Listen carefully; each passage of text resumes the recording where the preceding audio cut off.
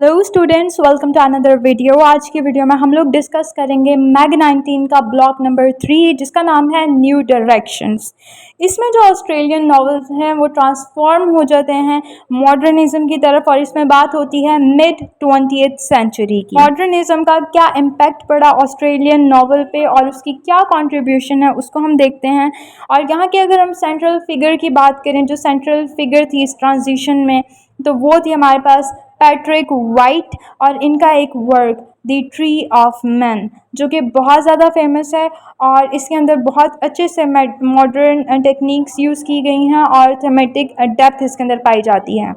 Next अगर हम इसके यूनिट्स की बात करें तो टोटल 4 यूनिट्स हैं। यूनिट नंबर 1 में हमारे पास है modernism and the Australian novel. इसमें मॉडर्निज्म को ऐसे इंट्रोड्यूस कराया गया है जैसे कि वो कोई लिटरेरी मूवमेंट है, और इसकी ऑस्ट्रेलियन नॉवेल्स में या उसके लिटरेचर में किस तरह मॉडर्निज्म इमर्ज हुई और किस तरह वो पॉपुलर हुई। मॉडर्निज्म बेसिकली बात करती है सब्जेक्टिविटी पर, इंटीरियरिटी पर और फॉर्म्स पर, जो कि चैलेंज करती हैं ट्रेडिशनल स्टोरी टेलिंग को। ऐसा नहीं हुआ था कि एकदम से ऑस्ट्रेलियन लिटरेचर ने मॉडर्निज्म को एक्सेप्ट कर लिया था, वो थोड़ा हेजिटेट हुआ था, उसको थोड़ा टाइम लगा था, लेकिन जैसे ही लेकिन कुछ टाइम बाद एकदम से मॉडर्निज्म बहुत ज़्यादा फैल गया था और उसकी थीम्स, उसका स्टाइल ही राइटर्स ने अडॉप्ट करना शुरू कर दिया था पोस्ट वर्ल्ड वॉर 1 के बाद के टाइम पर।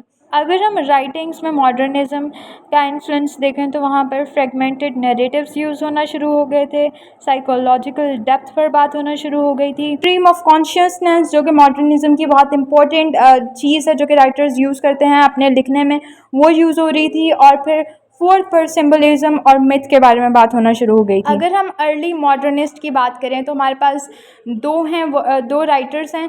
सबसे पहले हमारे पास हैं क्रिस्टियन स्टेड और सेकंड हमारे पास हैं पैट्रिक वाइट। पैट्रिक वाइट थोड़ा बाद में आए थे, लेकिन सबसे पहले हमारे पास थे क्रिस्टियन स्टेड। मॉडर्निज्म की वजह से ऑस्ट्रेलियन नॉवेल्स के अंदर फिलोसफिकल और फॉर्मल कॉम्प्लेक्सिटीज़ ज़्यादा बढ़ गई थी और वो अभी भी काफ़ी हद तक एग्जिस्ट करती हैं।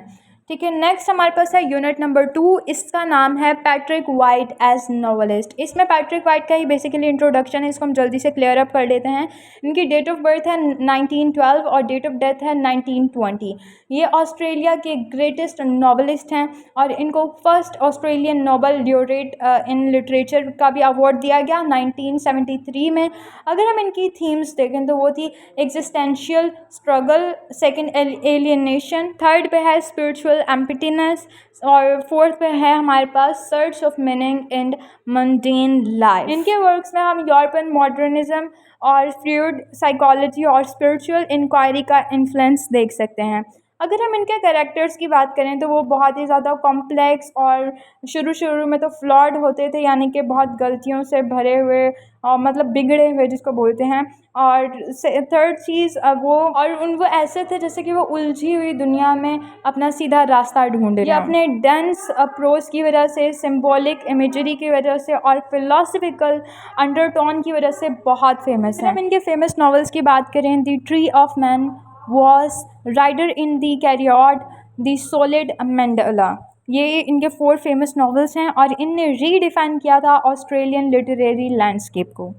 नेक्स्ट हमारे पास है unit number 3, the tree of man and introduction. Novel को पब्लिश किया गया था 1955 में। इसके 2 मेन कैरेक्टर्स हैं, स्टैन एंड एमी पार्कर, और इनकी स्टोरी है कोई इतनी इंटरेस्टिंग स्टोरी नहीं है, बोरिंग सी है। इनकी छोटे से फैमिली होती है इनकी और ये स्ट्रगल करते हैं, एक रूरल एरिया में जाके रहते हैं, वहाँ पर फिर और लोग आ जाते हैं, अर्बनाइजेशन होना शुरू हो जाती है। इस वर्क में उनने माइथिक वर्जन ऑफ ऑर्डिनरी लाइफ को रिप्रेजेंट किया है। फिर स्ट्रगल ऑफ कॉमन मैन को एक नरेटिव स्टाइल में उन्हें इंट्रोड्यूस कराया है। फिर अगर हम इसकी थीम्स की बात करें तो ह्यूमन रेजिलियंस है, टाइम है, मेमोरी है, the scared in the mundane है। उसके बाद रियल वर्सेस सिंबॉलिक के बारे में बात करते हैं और बहुत ही अच्छा ब्लेंड इन्होंने किया है नेचुरलिस्टिक डिटेल्स का, रूरल लाइफ का और फिलोसफिकल रिफ्लेक्शन का। अगर हम इसके नैरेटिव स्टाइल की बात करें तो उसमें ये कंबाइन करते हैं रियलिज़म को सिंबलिज़म के साथ, जैसे मैंने पहले भी बात किया रियल और सिंबॉलिक का इसके अंदर कम्बिनेशन है। फिर उसके बाद second, frequent use of interior monologue and psychological insight, और फिर इसके अंदर स्पिरिचुअलिटी, स्पिरिचुअल डेप्थ के बारे में बात हुई है कि वो रियल लाइफ में किस तरह एग्जिस्ट करती है। लास्ट पर हमारे पास है chapter number 4, the tree of man, industrialisation and social transition. जैसे कि मैंने आप लोगों को बताया कि दो मेन कैरेक्टर हैं, स्टैन एंड एमी पार्कर। ये लोग एक एरिया में जाके रहते हैं जहाँ पर कोई भी नहीं होता, लेकिन बाद में लोग आते हैं, फिर वहाँ पे बहुत ज़्यादा मतलब रूरल से वो अर्बन बन जाता है, और जब अर्बन बन जाता है तो ऑब्वियसली वहाँ पे इंडस्ट्रीज़ लगती हैं, सोशल ट्रांजिशंस वहाँ पर आती हैं। तो वही सब ऐसा वहाँ पर हुआ था। वहाँ पर जब ज़्यादा लोग आ गए तो ये लोग वो कंफर्ट फ़ील नहीं कर पा रहे थे जैसे ये पहले फ़ील करते थे। ये आइसोलेशन को इनने फ़ील किया, और ये अपनी मेमोरीज़ में थोड़ा रहने लगे कि हम पहले कितनी अच्छी ज़िंदगी जी रहे थे, और ये जो चेंज आया उसको वो सही से एक्सेप्ट नहीं कर पाए। और इसके अगर हम की कॉन्सेप्ट देखें तो वो यही है, rural isolation to urban integration, loss of spiritual values. फिर थर्ड पे है break down of traditional family and community structures. Fourth पर हमारे पास है ट्रांसफॉर्मेशन ऑफ ऑस्ट्रेलियन सोसाइटी, यानी कि एक सिंपल लाइफ से एक इंडस्ट्रियल मॉडर्निटी की तरफ जाना। और इसमें इस वर्क में अगर हम देखें तो उनने कोई हीरो नहीं था इस वर्क में, उनने हीरोइज़्म को बिल्कुल ही क्विट कर दिया था। तो होप सो आप लोगों को ये वाला वर्क भी थोड़ा सा समझ में आ गया होगा, इसका मेन कॉन्सेप्ट, और ब्लॉक नंबर 3 भी हमारा कवर हो गया। इसी के साथ चैनल को सब्सक्राइब करें, वीडियो को लाइक करें। अगर आपको किसी भी टॉपिक पर वीडियो चाहिए तो आप लोग मुझे कमेंट कर सकते हैं। Thank you so much for watching this video.